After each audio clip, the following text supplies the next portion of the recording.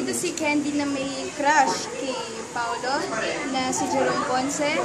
Yun po, gagamit si Candy ng love potion para mapahumaling sa kanya si Paolo dahil si Paolo ay guwapo pero ano sabi mo, ikaw sa kanya mo? Pero walang gusto sa kanya. Walang Okay. gusto sa akin. Ayun, nagkakagusto ko sa iba kasi iwanan ko rin. May pagka kind of chick boy and stuff. Yes. Pero ayun nga, dahil yung sa takbo ng story, doon nagbabago yung bawat characters namin. Doon na siguro madedevelop yung kami as dahil siya, mayroon na siya kahit pa paano na, malaki talagang pagtingin kay Paolo as ako. And nagkakaroon siya lalo ng deeper feelings in a way na ayaw niyang nagagayuma ko at dinidiktahan kung sino gusto. How does it feel na yung love team yun na ngayon ang isa sa push talaga ng ABS-CBN?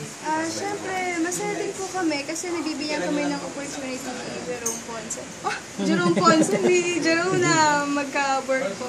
Ayun, yun. Ako, para sa akin, kailangan na talaga bumawi sa kanya dahil binibigyan nila ako, kami ng chance. So, masaya din dahil hindi naman actually pinupush, binibigyan pala ng chance kung mag-workout, kung i-workout ba namin. So, masaya. Yes po. Pero first time nyo bang magkasama ngayon? Or may As love team, before na naging magkasama na kayo sa isang project? Nagkasama na po kami sa isang project sa NBN. Sa Nasaan natin ka ka nang kilala nila? kita, pero hindi po kami magka-love team po. Ngayon talaga, first time Yes na po, magka-love first team. time. Anong adjustment ng dalawa? Kasi syempre, sanay na kayo sa ibang partner, sa ibang nakakasama ngayon ba?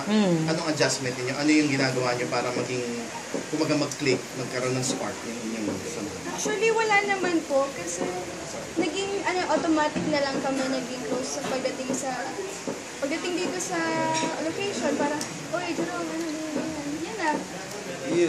Yun nga, katulad po na sabi ko kanina, open naman siya and siguro din wala na siya masyadong in-adjust na parang in a way na parang first namin na project na parang matagal lang magkakilala. Kaya eto, sobrang Komportable kami kapag nagtatrabaho.